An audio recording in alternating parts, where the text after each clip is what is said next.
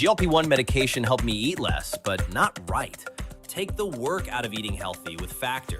Hitting your daily protein goal is easier than ever thanks to over 40 dinners to choose from weekly that are designed to give you balanced nutrition, even when cooking is the last thing on your mind.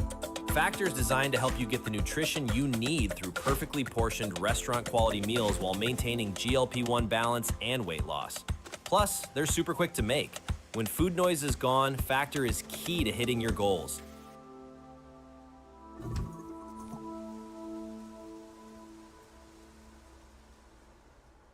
My work is easy because I use ClickUp. Here's how I keep track of all my tasks. I start by brain dumping everything I need to get done in a list view. Next, I set a priority and a due date to keep things on track. But to be honest with you, I've been looking forward to Fantastic Four First Steps. Then early access media saw it, started glazing it on social media, talking about how amazing it was. That's when I was like, oh man, you mean this movie might actually suck?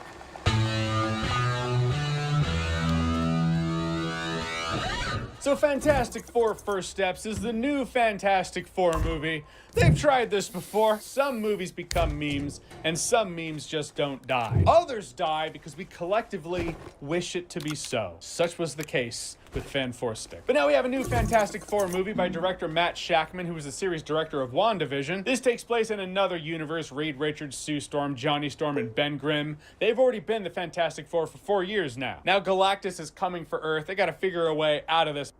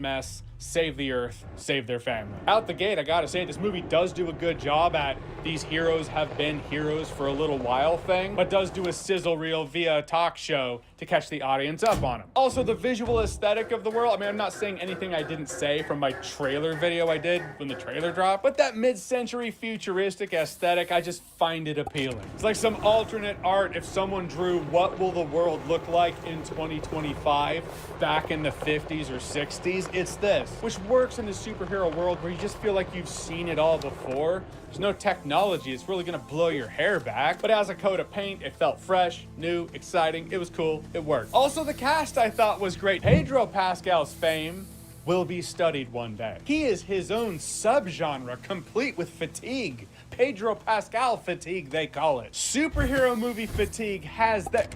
Pedro has that. He's one guy. It's kind of funny, we're in this age of an actor's brand is able to keep on screen whether or not it looks like the character. Pedro Pascal's mustache is kind of his brand. Would he look more like Reed Richards if he shaved his mustache? Yes. Would he look more like Joel from The Last of Us if he could grow a beard? Yes. Was he a solid Reed Richards in this movie? Yes. The guy can act his ass off and he brings it. I don't know if he's a one-trick pony and it just works. Kind of like my wardrobe. A smart guy with the weight of the world on his shoulders where he feels like it's his responsibility to solve this problem. He's the only one who can. He sells it and you buy it. Also, his chemistry with Vanessa Kirby, I thought they were great as a couple. They worked well as a team, as a husband and wife duo, trying to figure a way out of this mess that is Galactus's demands. It was kind of funny in the sizzle reel catching you up to speed. Reed Richards was like, well, I went to space with the most brilliant minds on the planet, which happened to be my wife, my brother-in-law, and my best friend. Hollywood thrives on nepotism. I suppose Marvel's first family should too. I liked how Ben Grimm wasn't here. Like Ben and Johnny, I'll get to Johnny a little later. It's gonna kind of segue into a bit of a tangent. But Ben Grimm was great as the big rock monster with the heart of gold. I do feel the mid-2000s Fantastic Four did more with him. This movie's like, who cares about the problems of man? The difference between man and rock, man, is rocks. Granted, he has been the Thing for 4 years, so there's that. Though he has a couple of cool moments where he's showing off for the kids in the neighborhood and whatnot. He's being that kind of cool guy, but that's just kind of who he is. He's that guy and then he smashes buildings, but I wanted to see more of what's in here. But granted, that is a byproduct, a downside of coming into these superhero stories, skipping past the origin part and having it all already established. Visual effects, I thought the visual effects in the movie were much better than what we saw in the trailer. One sequence in particular, I was like, this is actually pretty extraordinary. Might have been the IMAX. I don't want to be that guy who's like, be sure to watch it on IMAX. I don't give a shit how you watch it, if you watch it at all. How you spend the money is your choice. That's your money. To be fair, it did look really impressive on IMAX. That might be the thing that puts it over the edge. The reason I was like, wow, this looks pretty spectacular. So there's that. But even the Silver Surfer in the trailer, I saw the memes where people were like, how do we go backwards with CGI? I feel like the other Silver Surfer looked better than the new Silver Surfer, just in terms of silver. And there was an argument to be made, but seeing it on screen, I was like, this does look really good. Better than the trailer though. CGI has been tweaked because in the trailer, you know, when Johnny Storm is carrying Ben Grimm and he's like, what time is it, Ben? He's actually all in flames in the movie, whereas the trailer, he's not. Galactus is actually pretty frightening. Galactus is difficult to do. Even in the trailer, man, you commenters, comment sections crack me up. Yeah, Superman included, but you know, I'm just saying, people talking about Galactus jaywalking in New York, I don't know, man. It was funny to me. But I was like, how are they gonna do this guy? Time was, in comic book movies, some of these cosmic beings, they didn't know how to do. So they were like, we'll just make them all clouds, I guess. But we're at this comic book movie age now where it's like, we've seen some shit. You could do Galactus and it won't even be that weird. But I didn't expect Galactus to be this scary. That first time you see Galactus, the way his eyes are glowing, looking down on them. You have the voice. You got that Ralph Ineson voice. Pronunciation check on his name. Ralph Ineson, as far as I can tell, is how you pronounce this. It should be pronounced correctly, because he's so amazing as Galactus. I mean, if you had an actor who didn't sell Galactus, this ridiculous force of nature that gobbles planets, it wouldn't work. With him, you're like, yep, that's who he is. That's what he's here for. That's why we gotta stop him. And much to my shock, the Shala Bal Silver Surfer actually worked in the movie. Not just worked, there is this legit emotional moment. I wish they would have gone deeper into it. Can't talk about it too much right here. If we do a spoiler video, I'll unpack it there. I'll try not to make that one as nitpicky as the last one. I mean, to be fair, if you had Norin Rad, you could still have the same emotional beats there. So there's that. Swapping to Shala Bal Silver Surfer, though, I know she was in a comic book for that long. We gotta be honest, though, it is still a studio's way of being like, good call, this will track well on social media among people who will never actually pay to watch the movie anyway. I do wish the movie was a little longer because it looks like, it's like unpacking a thing and then you're like, I'm kind of done with this. Oh, okay, I guess we're done with that. Just feels kind of half unpacked. But all in all, I really do feel this movie is the MCU movie the MCU needs, and that's an MCU movie that stands on its own, truly stands on its own. I've heard these MCU movies out there that stand on their own, but they don't really, not fully. They might stand 90%, but if you had someone who had never seen an MCU movie watch the movie and another one who's all down with the MCU movies and shows, that person who's never seen any MCU movies or shows will be a little more lost than the other person. Whereas this movie, you can have both those people watch this movie and they will get the same amount out of it. It truly is a movie that stands on its own, exists in a bubble. I think the MCU needs that because, let's face it, watching some of these recent MCU movies and shows, it's become a chore. It's become homework. No one wants to do it. I would make a killing if I made videos on all the MCU stuff out there. But I don't. Why? Because it'd be a drag. I'd rather enjoy myself. I would rather just enjoy life. It's all about the little things, really. Like enjoying life, enjoying your free time. And I really like Johnny Storm, too. Johnny Storm felt more like Johnny Storm than you've been told he's supposed to, which I find weird. It was a family movie with heart in which the family were superheroes who were aiming to misbehave and defy a galactic harbinger of planetary death. And for me, this one's key. The moments of heart and emotion were allowed to sit in that heart and emotion and not be compromised by jokes and comedy. But all in all, I really enjoyed Fantastic Four First Steps. Worth watching and worth buying on Blu-ray. All right, so the weirdest thing about this whole Fantastic Four thing is the conversation leading up to the release. The conversation about the characters. I get it, directors, writers, producers, studios, actors, whoever. Their job is to get people talking about the movie, but I've noticed more and more,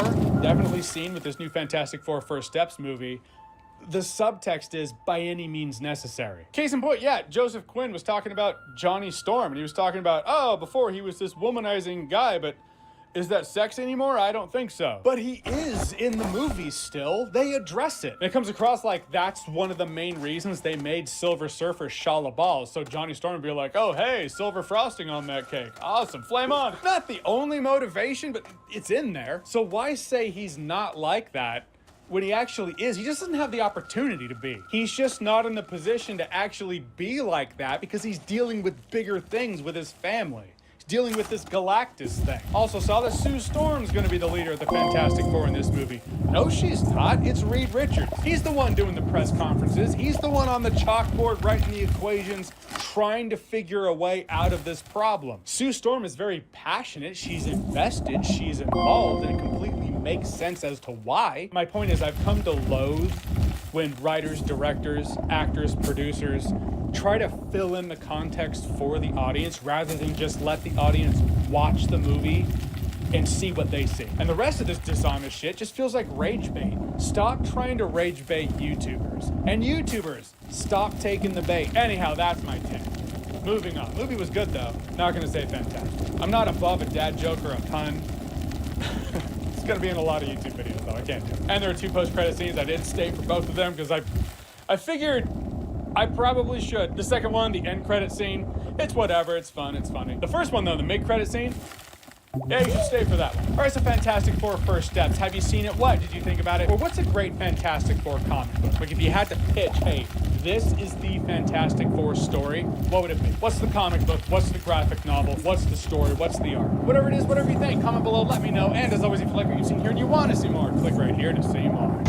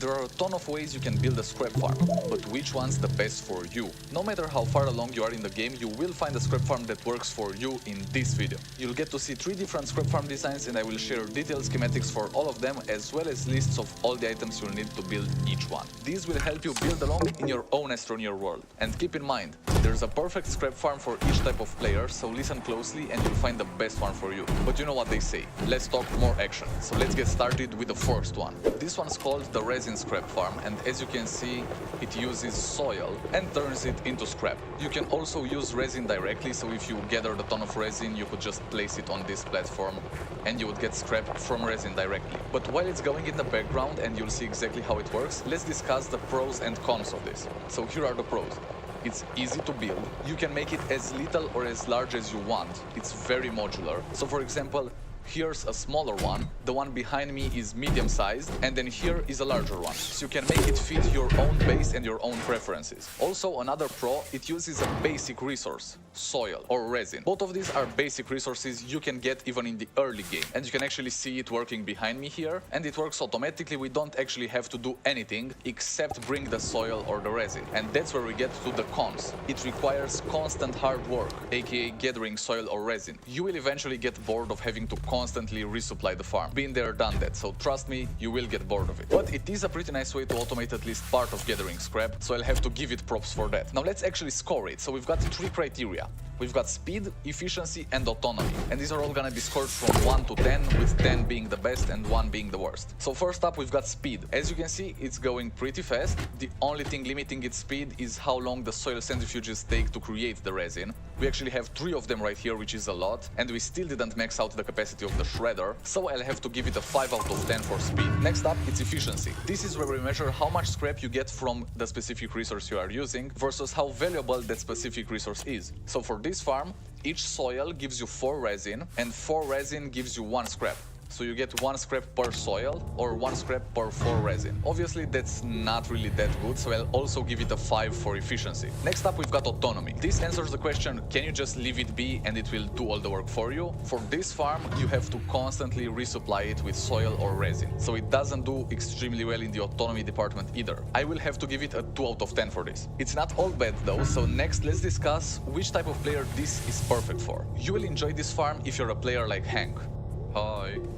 You might know him from a previous video. He is a hard worker who likes to get his hands dirty. He is constantly mining for soil, which he brings to the scrap farm. He's not afraid of a little bit of hard work, and his style is a little bit more old school. So he uses the simplest scrap farm design out there. He doesn't like complicated stuff, and he's pretty much in the early game. Now Hank, tell me, do you have any tips for the people who want to build this farm? Yeah, here's a schematic of how to do it. You can screenshot if you'd like. And then this is the list of items that you're gonna use for this scrap farm. But remember, you can build it as small or as large as you want. Thank you, Hank. If you want to build this exact farm, that you can go back and screenshot the schematic, and you'll find the list of items in the description below. But as Hank said, you can build this in various ways, so you can have it smaller or larger depending on your base and where you're at in the game. The second farm we'll talk about is the aluminum scrap farm. This works by transforming laterite into scrap, and you'll see the whole process right behind me. Basically, it works the same.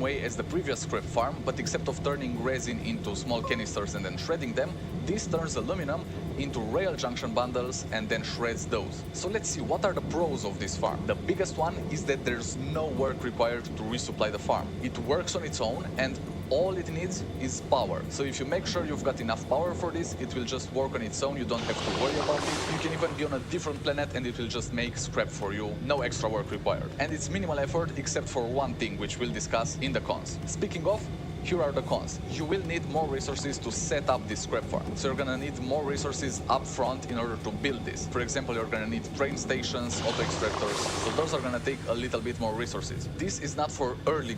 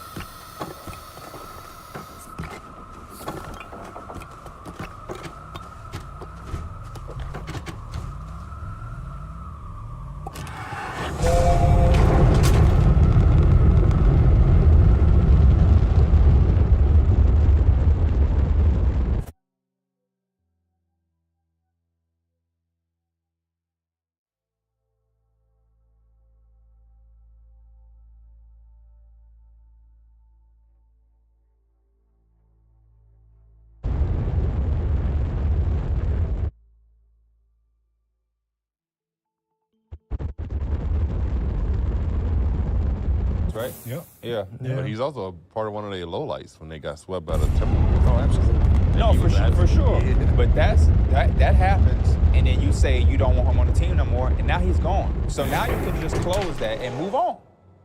I'm not gonna sit here and talk about a person I don't want to be with, and then we break up, and now the next, I'll just keep talking. No, if I'm with a person I don't want to be with, now that we gone, shit, I'm looking at shit, Kobe Bryant fucking killing. Yeah. Kobe Bryant looking sexy. If I become, and I'm just saying hypothetically, just in general, if you were in a relationship, you become single, you better be looking at the streets saying, this sexy over here. I wouldn't continue to put my focus on my past. Right. You know what I'm saying? We just re-signed Devin Booker. That's who we really like. Yeah. Kevin Durant, you cool. It's all love. Bradley Beal, whatever. We feel how we feel, but we still got our guy, Devin Booker. And he just inked that thing. We got a new coach. We looking That's good. So much money too. Golly. For Dev? Yes. He I cannot deserved. imagine making that much money though. They gotta stop And setting that's not themselves even up too. And that's not even like his sneaker money or nothing like that. Right. That's just Not to NBA mention money. the last max contract. Yeah, I just NBA players gotta stop setting themselves up with the I'm gonna change how my game is to fit this team, even though it's like 10 years. Like when D'Angelo Russell said I'm gonna be Derek White, or when like we But that know was, what Bradley that was Beal fucking is. crazy. Bradley is. Beal, I give a little bit more leeway than fucking D'Angelo Russell. I mean, they was telling us.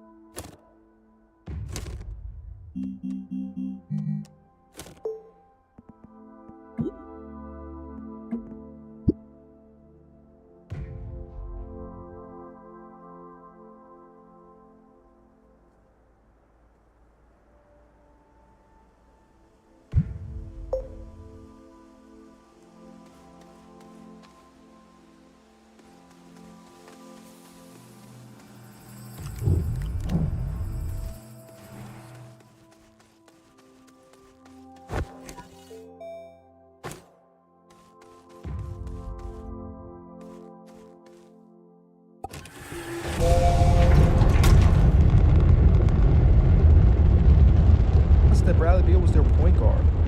Like, yeah, he can handle the ball, obviously. He can he's not a facilitate, point but guard. that's not his role. You know, that shouldn't be your role. Those are the things you should I not don't build a fault team him on. thinking this is our point guard. And Frank Vogel told them that, and they chose James Jones chose not to. So it's like a lot of things got miscalculated that, again, those players definitely should have played better, could have performed better, absolutely. We ain't taking no accountability or responsibility off their plate. But there's more of a full picture that I think Sun fans have to look at other than, hey, we don't like Bradley Beal. Y'all got to not like some of the things They had that a lot of ownership shit did. going on. Y'all remember that moment where Devin Booker, I think he was yelling at somebody because they just turned the ball over and didn't get back?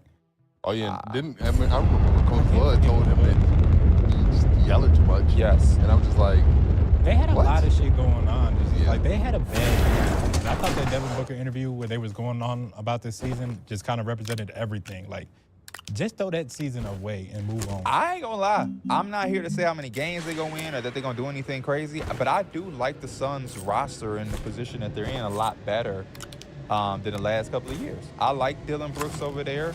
We'll see what happens with Jalen Green. I think he's ready to prove himself. I drafted think Kamal Jalen Green is gonna Malawach. prove himself. Malawach, I like, the other picks and Kobe Bray and probably whatnot. a big jump from Ryan Dunn this season. Yeah, you got Ryan. Like, I like, what they got going on. Is it the greatest situation to be in? No, but I think it's a lot better than having almost $200 million tied into Devin Booker, Kevin Durant, and Bradley Beal to get no playoff wins. Y'all think that trade could be a little bit of like a reality check for Jalen Green?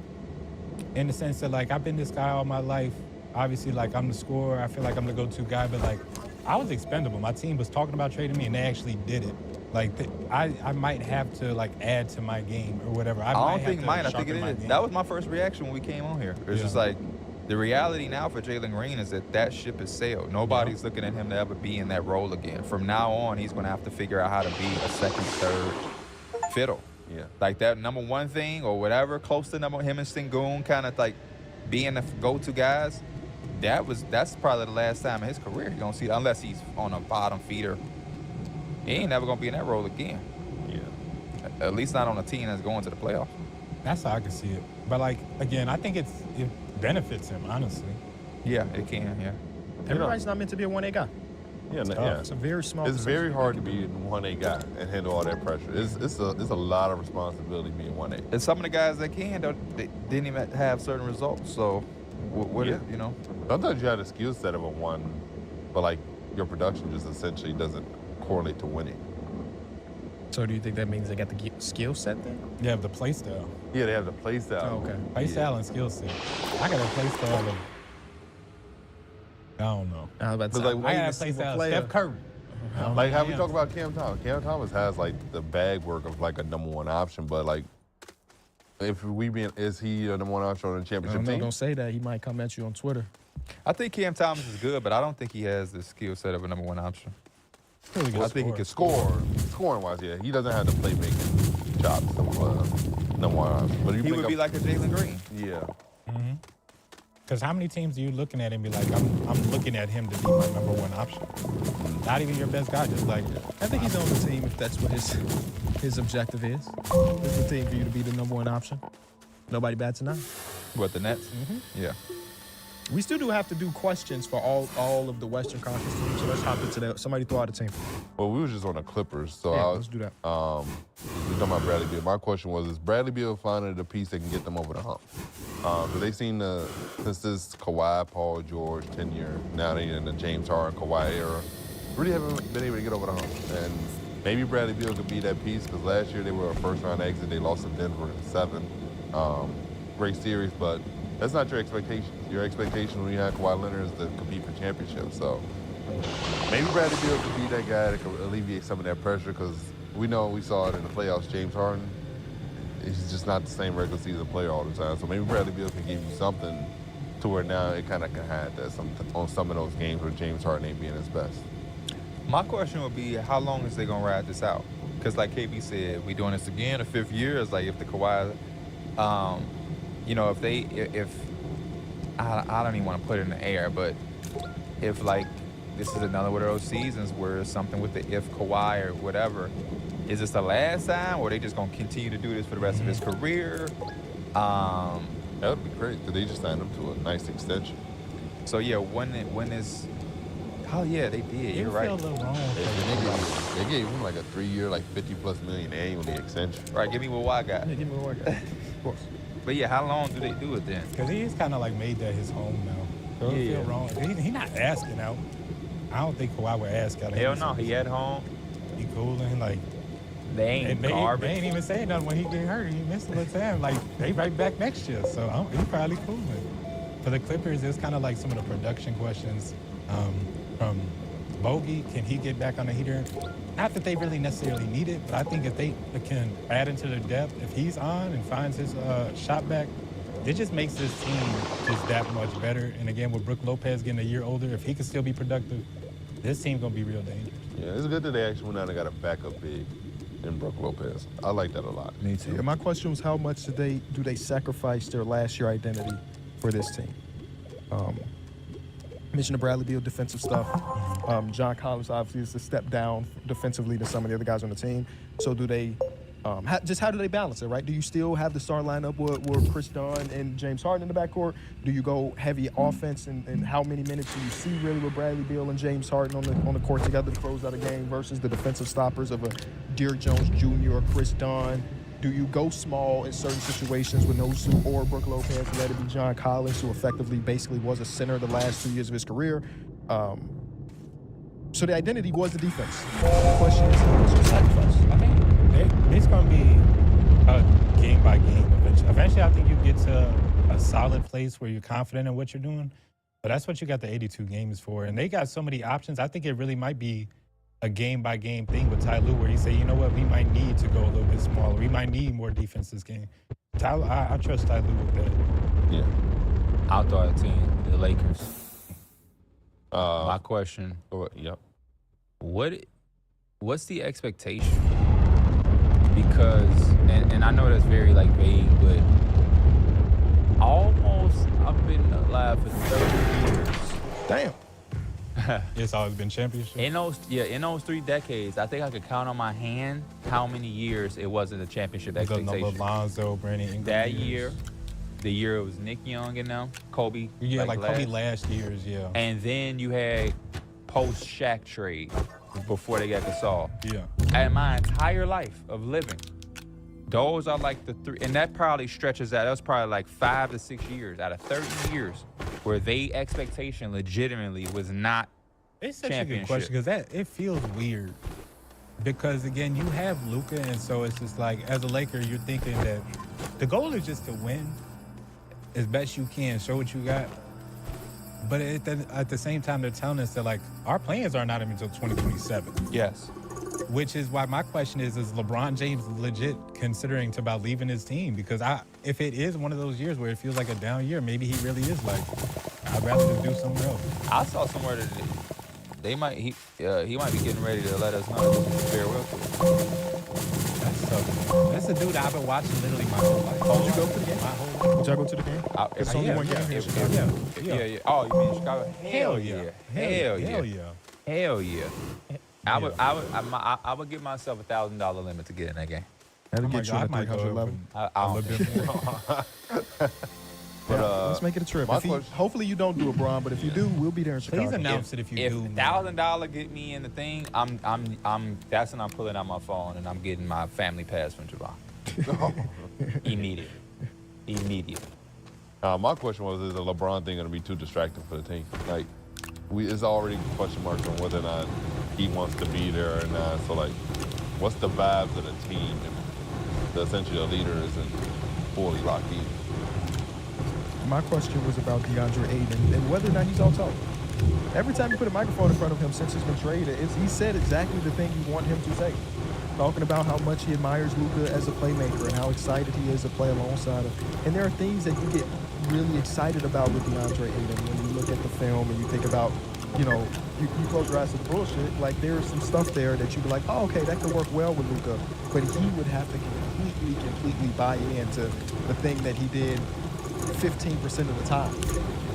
Like, can you convince somebody who has been in the league for this long and has been on a max contract before that you need to really shift your identity in order to fit alongside him all the time. And I don't know, but like, I don't think it's out of the realm of possibility. Might be his point. Could be another situation too where he's setting himself up for failure. Yeah. Yeah. Another part that I have for the Lakers, though, real quick, too, is just can they find that Knew you did actually work for the Lakers. Can they find that defensive identity again, especially with No. Dorian Finney-Smith? No. I think that shit lasted 2 weeks. We never seen it again. And you lost. It ain't more than 2 weeks. It was about a month or so. You lost some of that identity. you lost your best defender. LeBron ain't motivated. That was the best defender? For how they were playing, yeah. Yeah. Him and Brown It were was really him and locked Brown. in. Yeah, I was thinking that. Because after that is Vanderbilt. And Vanderbilt don't space the floor. Dorian Finney-Smith did a lot of running around for that shit to work. When boys playing center, I'm going to throw out another team. It's the Timberwolves. And the question is, can Jaden McDaniels build off his scoring league that he kind of had last year? Just keep adding to his game. It's something we kind of like been expecting him to do is have that little scoring jump, and he's shown that he can. Just easily putting the ball on the floor and getting it in different spots. Jaden McDaniels versus just like, I feel like when you're just only catching, shooting the corner, it's easy to have a game where you're quiet and you're having an off night. But if you're constantly putting the ball on the floor and being able to be aggressive, he could be a clear-cut, like, good scorer on the team. I felt like last year he was a lot more aggressive, a lot more consistently. So for me, I think that's probably who he is. I think you could see it just in his gameplay that he's a lot more comfortable. If you put Luke on him, he takes shit as disrespect and he's going bam every time he get the ball and he's getting to the rim. So that was just something you didn't see a few years ago. So it seems like he was a lot more committed to being aggressive. My question for them was, can they continue to be solid even if every team in the West continues to get better? Like, I felt like this offseason, a lot of teams in the West got better. They kind of just stayed the same by just making sure they brought back Nas Reed. So, like, is that enough for them to stay really good in the Western Conference? Because the West is tough. Like, you at some point got to